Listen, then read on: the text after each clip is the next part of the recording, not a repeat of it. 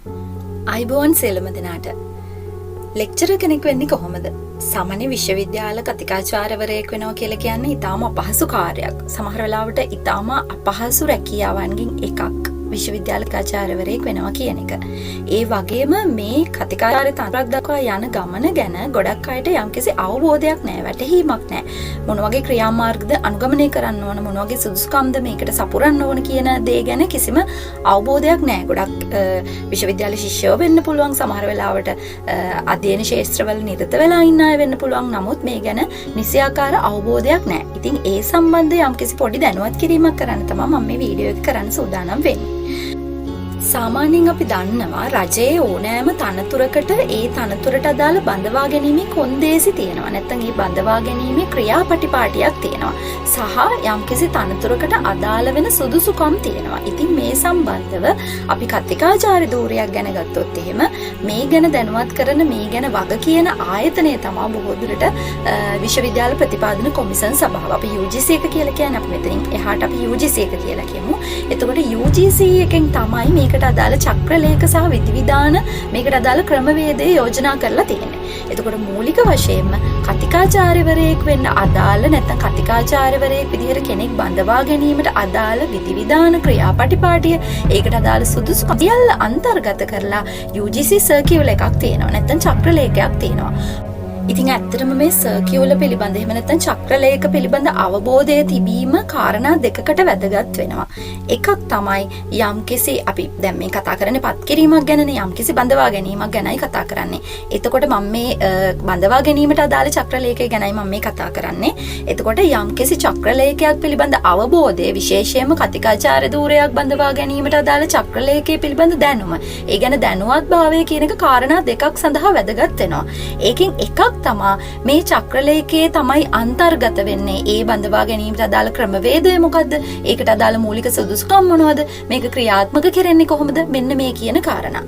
අනෙක් අතට මේ චක්‍රලේඛය පිළිබඳ අවබෝධය තුළින් හදිස්සිය යම්කිසි කෙනෙකුට දැන් බොහෝ දුරට සිද්ධ වෙන දේවල් තමයි, බොහෝ දුරට මේ ශාස්ත්‍රයේ ඉන්න බොහෝ අයට සිද්ධ වෙච්ච දේවල් තමයි සමහර වෙලාවට තමන් සුදුසුකම් උපරිමයෙන් සපුරලා තියද්දිත් තමන්ට අවස්ථාව නොලැබී යනවා, තමන්ව කැපිලා යනවා, තමන්ව ඉන්ටර්විව් එකකින් සිලෙක්ට් කරගන්න. සමහර වෙලාවට සමහර අවස්ථාවල පෞද්ගලික පරිගැනීම් හින්දා Tamanට මේ තනතුරු අහිමි වෙන්න පුළුවන්. ඒ වගේ ගොඩක් අයට වෙලා තියෙනවා. ඒක සාමාන්‍යයෙන් සිද්ධ වෙන දෙයක්. එතකොට චක්‍රලේඛය පිළිබඳ අවබෝධයෙන් අපිට තියෙන තවත් එක වැදගත්කමක් තමයි අවස්ථානුකූලව අපිට නීතිමය ක්‍රියාමාර්ග ගන්න පුළුවන් මේ චක්‍රලේඛයට පිටින් මේ සිද්ධේ සිද්ධ වෙලා තියෙනවා නම්. උදාහරණ විදිහට මේකට අදාළ බඳවා ගැනීමේ කොන්දේසිවල අන්තර්ගත කරුණු වලට පිටින් පරිබාහිර කෙනෙක්, ඒ සුදුසුකම් සපුරලා නැති කෙනෙක් බඳවා ගත්තොත් එහෙම අපිට පුළුවන් උසාවියට යන්න. එහෙම නැත්නම් නඩුවක් ගොනු කරන්න. විශේෂයෙන්ම මේ අවස්ථාවේදී අපිට පුළුවන් මූලික අයිතිවාසිකම් කඩවීම සම්බන්ධ පෙත්සමක් ගොනු කරන්න ශ්‍රේෂ්ඨාධිකරණයට. ඒ කියන්නේ මේ චක්‍රලේඛ පිළිබඳ අවබෝධය එක පැත්තකින් අපේ දැනුවත්භාවය සඳහා යම්කිසි තනතුරකට අයදුම් කරනකොටත් වැදගත් වෙනවා. හදිස්සියේ යම් හේකින් අවාසනාවන්ත විදිහට මොනවා හරි හදිසි අවස්ථාවකදී මේ තනතුරක් අපිට නොලැබී ගියොත් අපි ඒ තනතුරට වඩාත් සුදුසුයි කියලා හිතනවා නම් ඒකට අදාළ නීතිමය ක්‍රියාමාර්ග ගන්න, නීතිමය රැකවරණයක් මේ චක්‍රලේඛය තුලින් ලැබෙනවා. ඒ හින්දා විශේෂයෙන්ම මේ චක්‍රලේඛ පිළිබඳ අවබෝධය ඉතාම වැදගත්. හරි.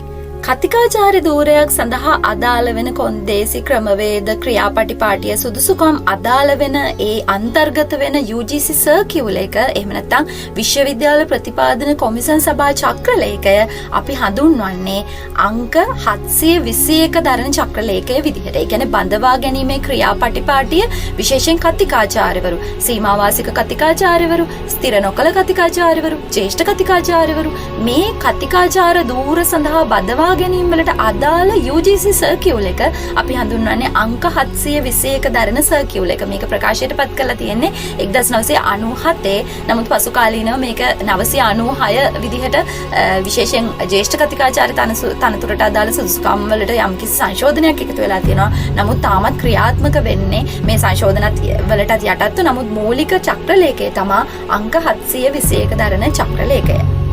ඉතින් ඕනම කෙනෙකුට මේ චක්‍රලේඛය ඩවුන්ලෝඩ් කරගන්න පුළුවන් PDF එකක් විදිහට සිංහල මාධ්‍යයෙන් සහ ඉංග්‍රීසි මාධ්‍යයෙන් කියන දෙකෙන්ම තියෙනවා. අපි නිකන් සර්ච් කරොත් UGC circular number 721 කියලා සර්ච් කරොත් අපිට ඒක ඩවුන්ලෝඩ් කරගන්න පුළුවන්. ඇත්තටම චක්‍රලේඛ නොකියවා, චක්‍රලේඛ පරිශීලනය නොකර, චක්‍රලේඛ පිළිබඳ අවබෝධයකින් තොරව මේ වගේ තනතුරු වලට ඇප්ලයි කරන එක ඇත්තටම අපි ගන්න ලොකු රිස්ක් එකක්. මොකද සමහර වෙලාවට අපේ විශ්වවිද්‍යාලයකින් ඇඩ්වර්ටයිස් කරනකොට, විශ්වවිද්‍යාලයකින් ඇඩ් එකක් දානකොට ඒකට අදාළ හැමදේම ඒකේ පැහැදිලි කරන්නේ නැහැ. එතකොට ඒගොල්ලෝ චක්‍රලේඛවල නම්බර්ස් තමයි දාන්නේ. අපි උදාහරණ විදිහට ඒ තනතුරට අදාළ සැලරි ස්කේල් එක, සැලරි එක පවා චක්‍රලේඛක තමයි අන්තර්ගත වෙන්නේ. මේ චක්‍රලේඛයට අදාළව තමයි ඒගොල්ලෝ සාමාන්‍යයෙන් ඇඩ්වර්ටයිස් කරනකොට බඳවා ගැනීමට අදාළව UGC circular number එක දානවා.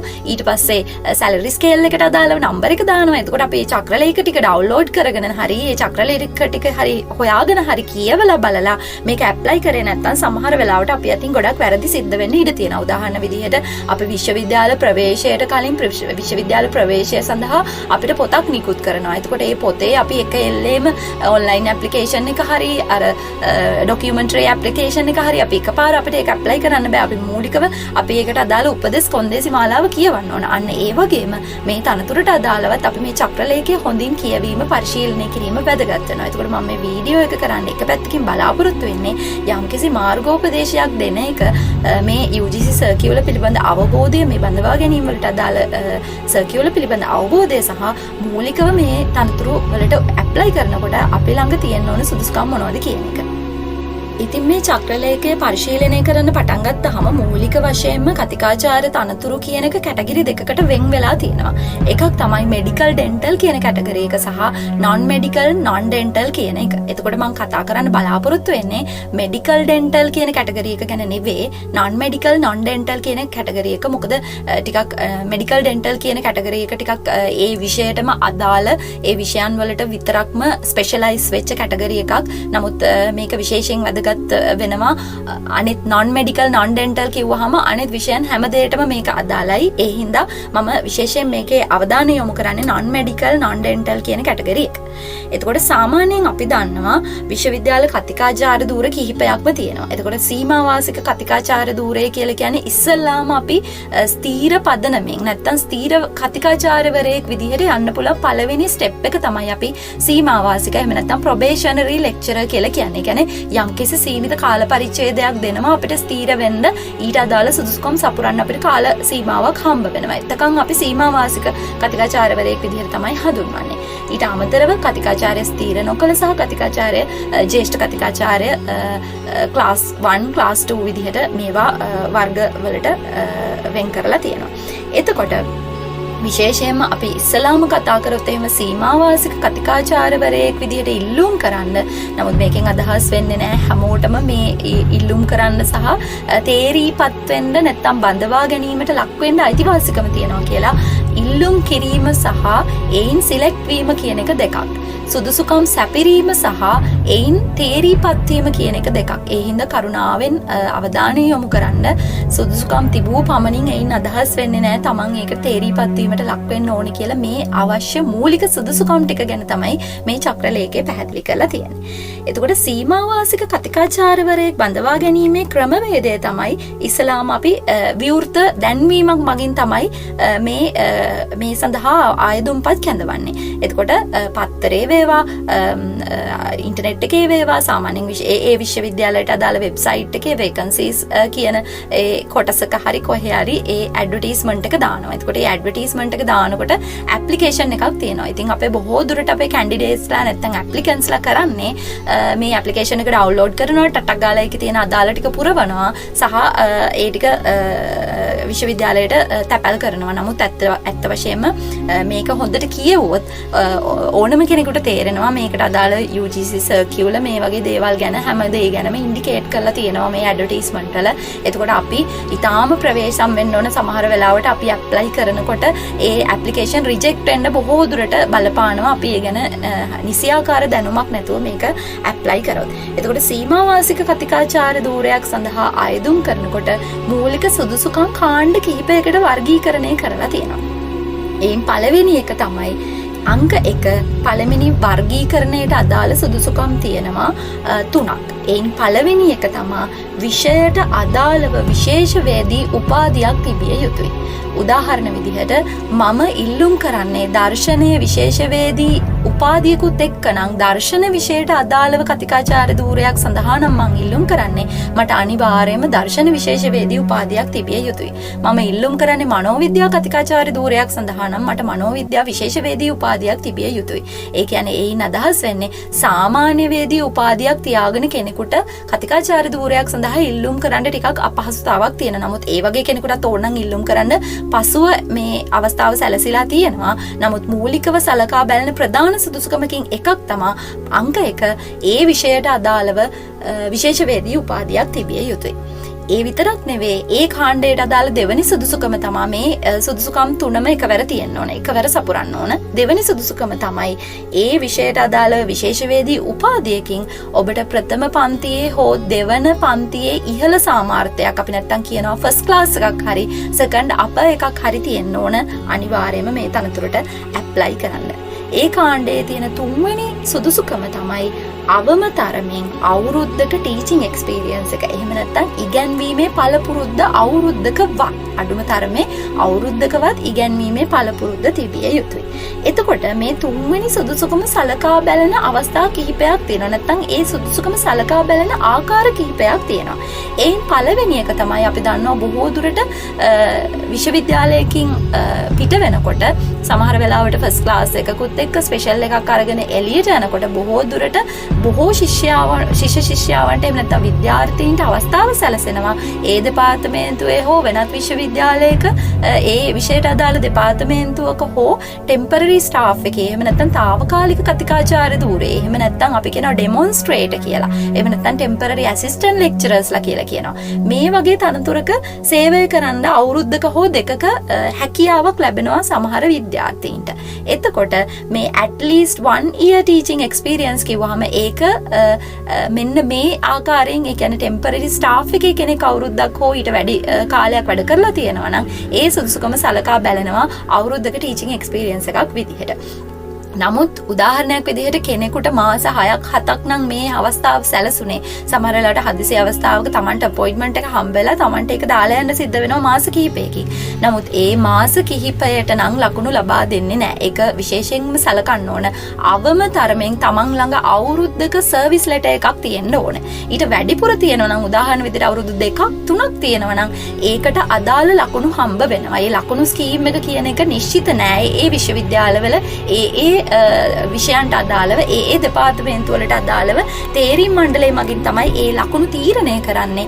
එතකොට නමුත් එක්කෙනෙක් ඉන්නවා නම් අවුරුද්දක එක්ස්පීරියන්ස් තියෙන තව කෙනෙක් ඉන්නවා නම් අවුරුදු 2ක එක්ස්පීරියන්ස් තියෙන ඒ අවුරුදු 2ක එක්ස්පීරියන්ස් තියෙන කෙනාට වැඩි ලකුණු ප්‍රමාණයක් හිමි වෙනවා.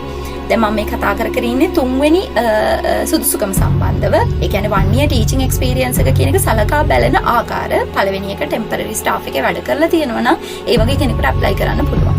දෙවැනි එක තමයි වෘත්තීය විදිහට ටීචින් කියන එක. නැත්නම් වෘත්තීය යම්කිසි මේ අපේ විෂයට අදාළ උදාහරණ විදිහට තනතුරකට අයදුම් කරන්න තියෙන්නේ ඉතිහාසය වගේ විෂයකට නම් සමහර වෙලාවට ඉතිහාසයේ ගුරුවරයෙක් විදිහට යම්කිසි පාසලක අවුරුදු කිහිපයක් වැඩ කරලා තියෙනවා නම් යම් අවස්ථාවල හැම වෙලේම නෙවෙයි යම් අවස්ථාවල ඒ තේරීම් මණ්ඩලය මගින් සෑහීමකටපත් වෙනවා මේ කෙනාට වෘත්තීය පළපුරුද්දක් තියෙනවා කියලා ඒ විෂයට අදාළව. නමුත් මේක හැම වෙලේම ඒ විදිහටම වෙනවා කියලා කියන්න බෑ.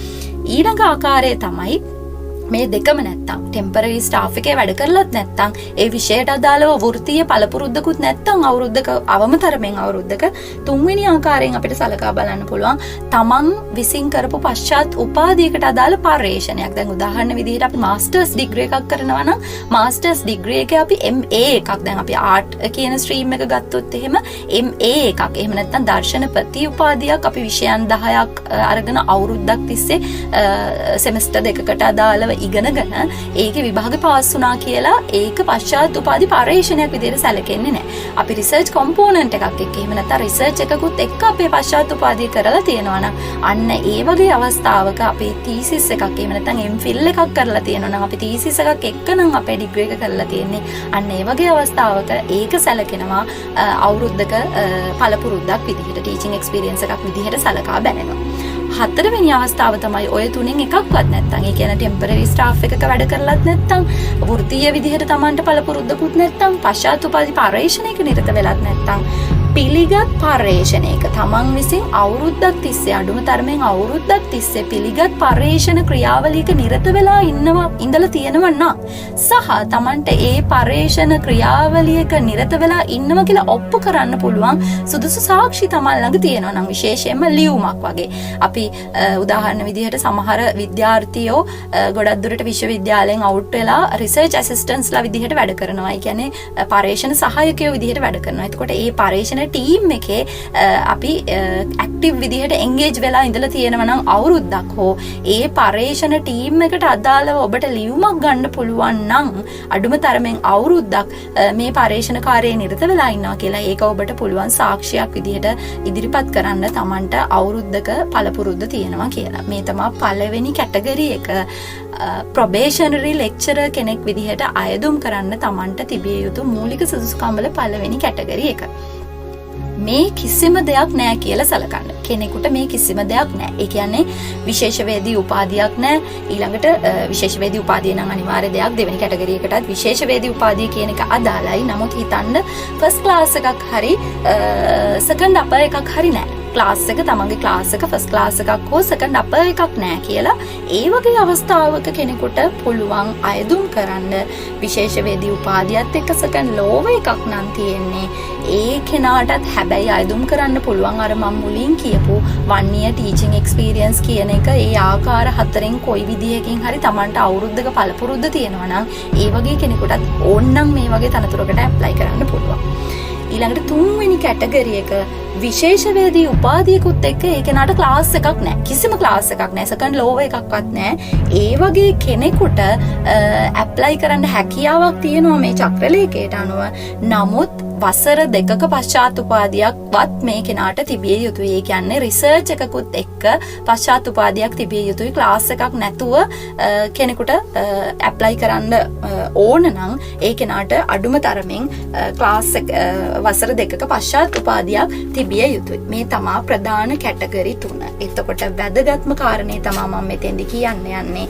දැන් කෙනෙකුට හිතෙන්න පුළුවන් කමක් නෑ මට ෆස්ට් ක්ලාස් එකකුත් නෑ සෙකන්ඩ් අපර් එකකුත් නෑ සෙකන්ඩ් ලෝව එකක් තියෙනවා චක්‍රලේඛේ කියලා තියෙනවනේ ඇප්ලයි කරන්න පුළුවන් කියලා අපි ඇප්ලයි කරනවා සමහර වෙලාවට. ඒ ඇප්ලයි කරාට පස්සේ සමහර වෙලාවට පළවෙනි පාරෙන්ම ඇප්ලිකේෂන් එක රිජෙක්ට් වෙන්න ඉඩ තියෙනවා. ප්‍රතික්ෂේප වෙන්න ඉඩ තියෙනවා. ඒතර සමහර කෙනෙකුට හිතෙන්න පුළුවන් ඇයි මම මේ චක්‍රලේඛේ කියලා තියෙන සුදුසුකම් මගේ තියෙනවා ඇයි මාව රිජෙක්ට් කරේ කියලා. ඒකට අදාළ විධිවිධානයත් මේ චක්‍රලේඛයේම තියෙනවා. මේ රූපරාමුවෙන් මම පෙන්නනවා. මේ චක්‍රලේඛයේ සඳහන් වෙනවා ඉහත 2 3 එහෙම නැත්නම් විශේෂවේදී උපාධියකුත් එක්ක සෙකන්ඩ් ලෝව එකක් තියෙන කට්ටිය ඇප්ලයි කරන වෙලාවක සහ විශේෂවේදී උපාධියකුත් එක්ක ක්ලාස් එකක් නැති නමුත් අවුරුදු 2ක පශ්චාත් උපාධියක් තියෙන කෙනෙක් අයදුම් කරන වෙලාවක ඒ වගේ අය සලකා බැලෙන්නේ ඉහත කාණ්ඩ අංක 1 යටතේ සුදුසුකම් සපුරලා තියෙන අය නැත්තම් විතරයි. ඒ කියන්නේ අපේ මූලික සුදුසුකම විය යුත්තේ ඒ විෂයට අදාළ විශේෂවේදී උපාධියකුත් ෆස්ට් හරි සෙකන්ඩ් අපර් එකක් හරි සහ 1 year teaching experience කියන එක තමයි මූලිකම සුදුසුකම.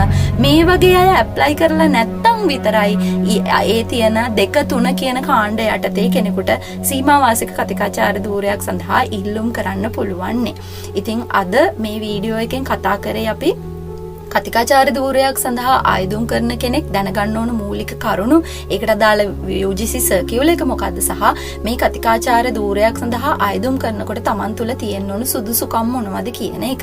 ඉතින් අපි වෙනත් වීඩියෝ එකකින් කතා කරමු ස්ථිර නොකල කතිකාචාර්ය ධූරය සඳහා ආයදුම් කරන්නේ කොහොමද සහ මේ කියන මූලික සුදුසුකම් විතරක් සැපිරීම ප්‍රමාණවත් වෙනවද කතිකාචාර්ය ධූරයක් සඳහා Tamanට ඒ පත්වීම හම්බ වෙන්නේ කියලා. මොකද මේ තියෙන මූලික සුදුසුකම් විතරක් ප්‍රමාණවත් නෑ. Taman තව කරගන්න ඕන දේවල් ගොඩාක් තියෙනවා. ඉතින් අපි ඒ ගැනත් වෙනත් වීඩියෝ එකකින් කතා කරමු. එහෙමනම් අදට බොහොම ස්තුතියි. ඔබට සුබ දවසක්. විශේෂ ස්තුතිය පූජ්‍ය කුරුණෑගොඩ රාහුල හිමියන්ට.